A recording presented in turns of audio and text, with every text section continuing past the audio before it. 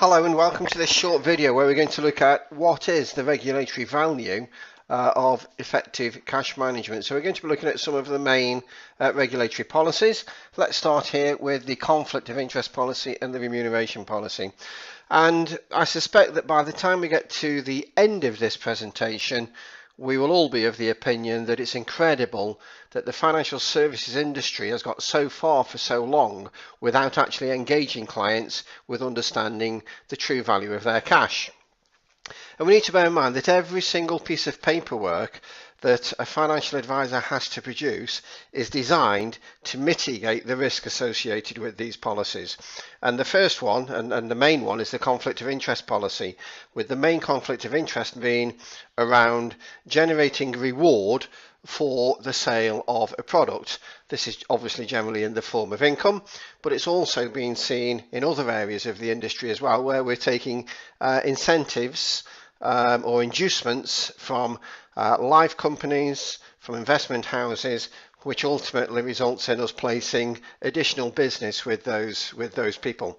So the conflict of interest policy is designed to make sure that no conflict has occurred in the provision of advice and within the setting up or establishment of any product. However, when money's moved away from cash, we've never really assessed the full value of cash prior to moving it. And this actually creates a hole in the file, because if we are using the dormant rate of cash, which is not a true reflection or representation of the performance of cash, then in actual fact we're starting from a position of being misinformed. Now, one regulatory compliance maker has previously said to me, but financial advisors give advice in isolation. But the reality is when you are looking at long-term value, cash has a long-term value. And if we don't represent that long-term value properly, then we are misinforming. Just because it's been taken in isolation and just because cash has been left on deposit for the client for their day-to-day needs does not mean that cash shouldn't also be considered as a viable, suitable solution for the long-term financial planning. The only way that cash can be discounted for long-term financial planning is by fully understanding the long-term performance value of cash. And when we get on to attitude to risk later on, which is normally the factor that is used to discount cash, we'll see again how in actual fact it's weak in its concept of saying that because a client wants to take risk means they shouldn't be taking cash. So the only way to mitigate this conflict properly is to have a cash management report on file, and then that will close the gap. The second regulatory policy is the remuneration policy, again, which has been brought in so financial advisors are aware of where they are generating their revenue and that their policies are created to ensure that the advice is suitable. Okay, once again, if the full value of cash hasn't been disclosed to clients and isn't understood by the client, then we have a weakness within the file and we have a weakness within the policy. If a financial advisor is only generating revenue from the sale of regulated products, then they are putting themselves at risk. If on file there is a cash management report to show why the client has moved away from cash, then that goes a way to mitigating any issues with the remuneration policy. Even better is if a financial advisor is generating revenue from the management of cash, they are demonstrating that they are not obliged or they don't have to sell a regulated product to generate revenue, which again softens the impact of the remuneration policy and makes the financial advisor more compliant, so to speak. And then we move on to the centralized investment proposition, which again the regulator has brought in to make sure that clients across the business get consistent and relevant and therefore suitable advice. Now, if we're talking about having a proposition where we're maximizing the wealth for our clients, by definition, if we don't maximize the value of their cash, we're not maximizing the value of the wealth. The reality is, no matter how much money a client has in cash after they've made all of their investment decisions, if we maximize the value of that cash, then we are providing a better service and a better solution for our clients. Therefore, every centralized investment proposition should be underpinned with an effective cash management solution, because that would improve the quality of that centralized investment proposition, and it would demonstrate that cash is being integrated within all financial planning solutions rather than discounted or negated as an ineffective asset, when in reality it is not an ineffective asset. We then move on to the treating customers fairly policy. So each of the 5 outcomes are totally enhanced by an effective cash management proposition. So firms should put their clients at the heart of their proposition.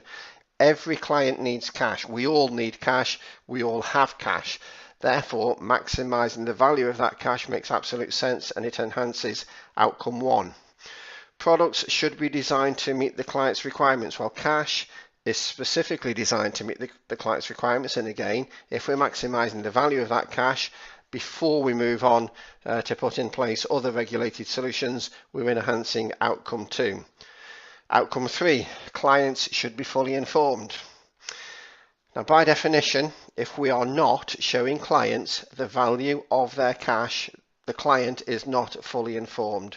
If a client is making an investment decision without understanding the value of their cash, the client is not fully informed.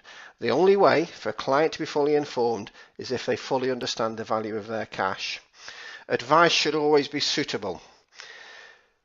Again, if we are not demonstrating the value of cash, we always leave that little window open for our clients to say, well, if I knew that at the time, I wouldn't have done this. Now, these conversations happen when a piece of regulated advice has gone wrong for the client and they've not got what they were expecting to get. If there's a hole in the file, if there isn't a cash management report in place, the client can turn around and say, well, actually, if I'd known that, I wouldn't have made that decision, which again just puts the advisor on the back foot a little bit. So having a cash management report would enhance outcome 4.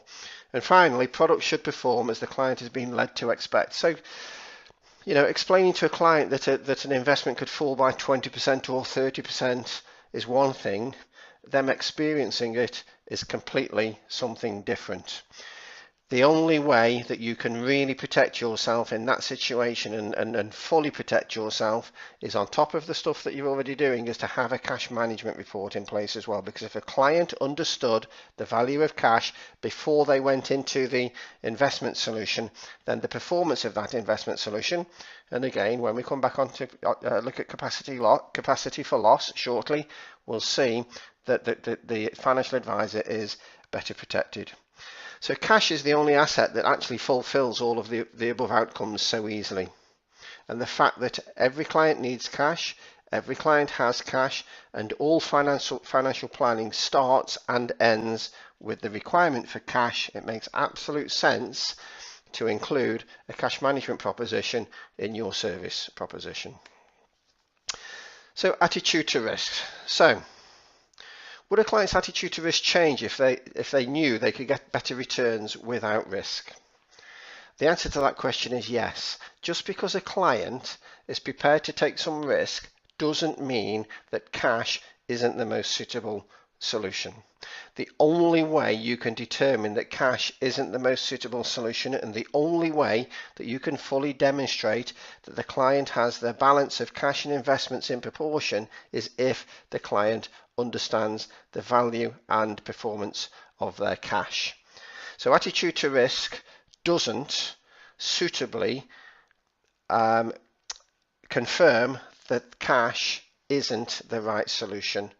The only way of determining whether or not cash or investment is the right solution is if a client understands the additional performance opportunity available from investments when it's measured against the guaranteed returns available from cash. And then we move on to capacity for loss. So if people don't really understand their requirements for cash and they don't understand their performance of cash, they actually end up with too much money in cash. And this is covered in one of our other videos where we're talking about how you generate additional regulated business. So if clients holding too much money in cash because they believe their capacity for loss is probably lower than it really is.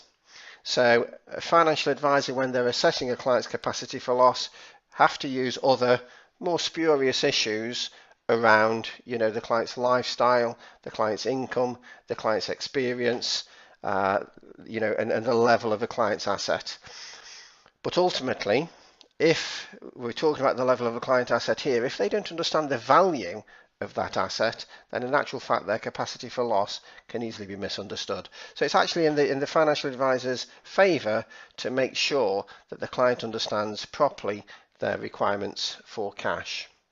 And let's now move on to another aspect, and this is an aspect that we've created, which is attitude to wealth. So the conundrum. Would a client invest if they knew they could obtain a guaranteed 10% per annum return? Probably not. Would a client invest if they knew they could obtain a guaranteed 2% per annum return? Absolutely, they probably would. But they would still need some cash on deposit, and it would make sense to maximise the value of that cash. Would a client invest if they knew they could only obtain a guaranteed 0.1% per annum return? Well, probably, absolutely.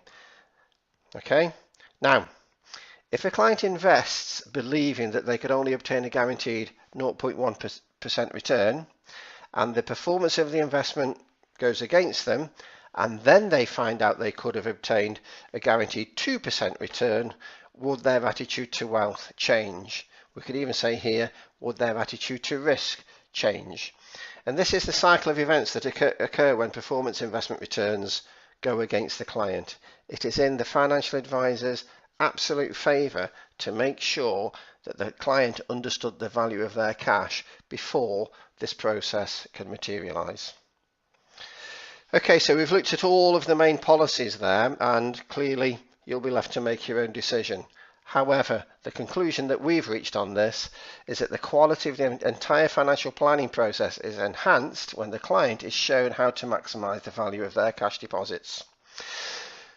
Now, really, that statement should be put into context by the fact that we're talking about financial planning, and cash is the one core asset that everybody needs.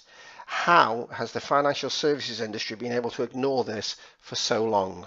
Because the regulatory value of cash is significant.